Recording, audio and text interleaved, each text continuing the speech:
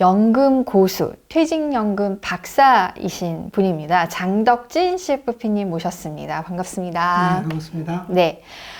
이제는 노후 준비를 하려면 연금이 필수인 시대가 온 것 같습니다. 그 저금리이기 때문에 그냥 은행의 예금에 묶어둔다고 해서 돈이 전혀 불어나지 않잖아요. 그래서 세제 혜택도 좀 알뜰하게 챙기면서 연금 계좌에서 돈을 좀 크게 키워가는 그런 노력이 필요할 텐데요. 저만 해도 한 1, 2년 전에 제가 저희 회사 퇴직금이 퇴직연금으로 바뀌었습니다. 그래서 DC 계좌를 보유하고 있는데 방치 상태예요. 그래서 저 신문 기사에 보면은 수익률이 뭐 1%다, 이렇게 형편없다 이런 것들이 나오는데 저도 그 중에 한 명이라서 지금 이 짱짱한 연금 공부를 함께 시작하면서 저도 제 DC 연금을 좀 잘 운용해 보고자 하는 포부를 갖고 오늘 첫 시간 시작하려고 합니다.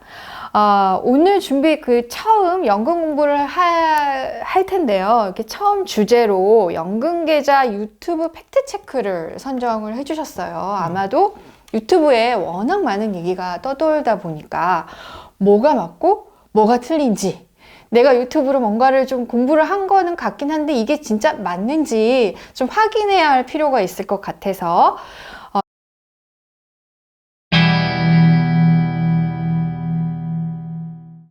첫 번째로 이 팩트 체크는 연금 계좌는 수수료가 너무 높아서 불리하다라고 주장하시는 분들이 계십니다.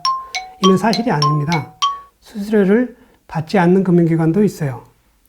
근데 우리가 이제 연금 계좌를 크게 보면 이 퇴직연금 계좌가 있고 연금저축 계좌가 있는데, 이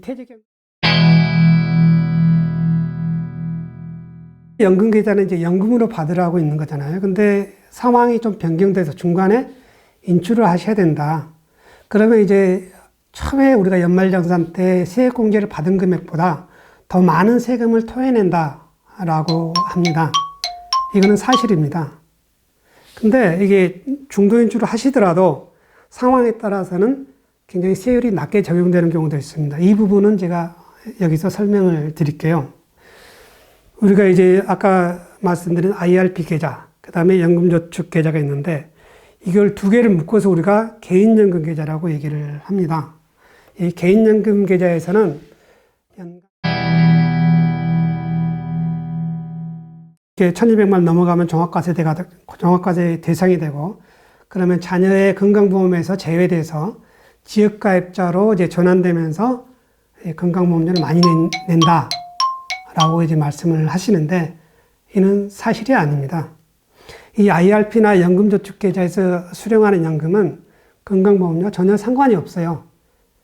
이 공적연금, 공적연금이라면 이제 국민연금 포함해서 뭐 공무원연금, 군인연금, 사학연금이 있는데, 이렇게 공적연금에서 연금을 수령하시면 그 부분은 건강보험료를 산정할 때 소득에 포함됩니다.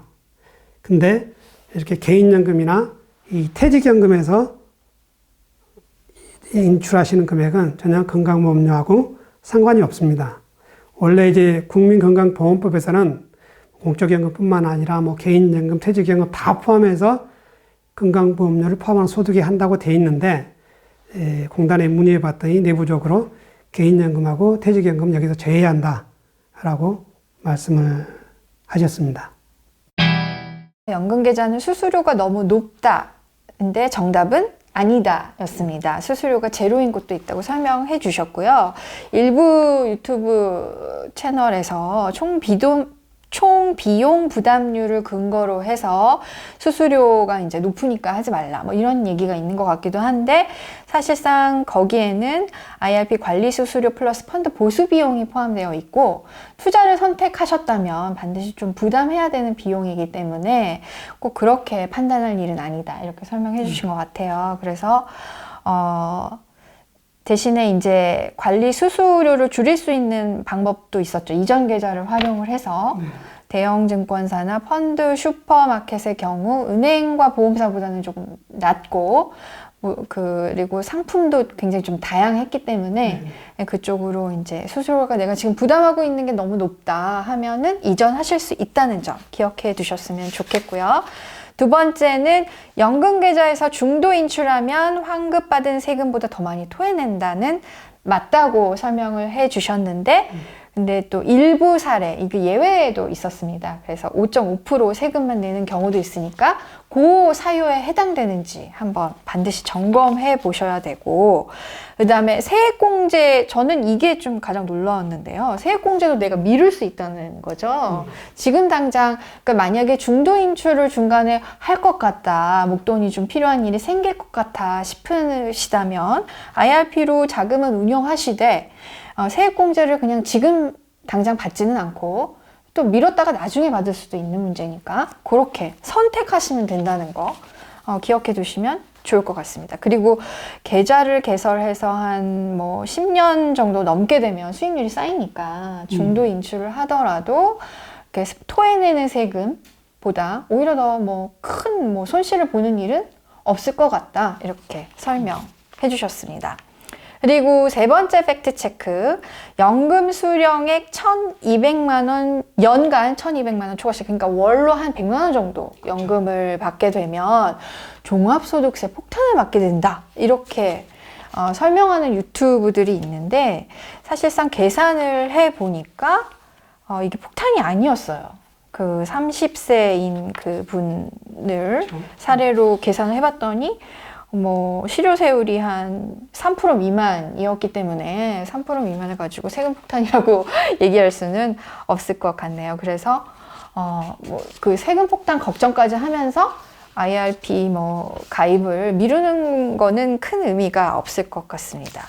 그리고 그 꿀팁 주신 게 이게 IRP 계좌를 2개 개설해서 오늘 설명해 주신 내용을 이제 결론을 좀 내본다면 이 중도 인출 걱정하지 마시고 나중에 연금으로 인출할 때 종합과세에 대해서 세금 폭탄 걱정하지 마시고 젊어서부터 IRP 계좌를 개설하셔서 근데 개설하실 때 아까 말씀드렸다시피 퇴직급여가 이렇게 계속 이체되는 IRP하고 연말에 세액공제를 받는 이 IRP는 별도로 계속 관리를 해서 이 연금 인출할 때까지 관리를 하시면 나중에 국민연금 받기 전에 이 세액공제에 의해서 인출하시면 거의 세금 연간 800만 원 인출하더라도 세금 없거든요. 5.5% 세금 내는 게 아니에요. 그래서 이렇게 잘 관리하셔서 인출하는 거를 좀 잘 하시면 절세도 하고 노후자금도 마련하고 하실 수가 있습니다. 그래서 항상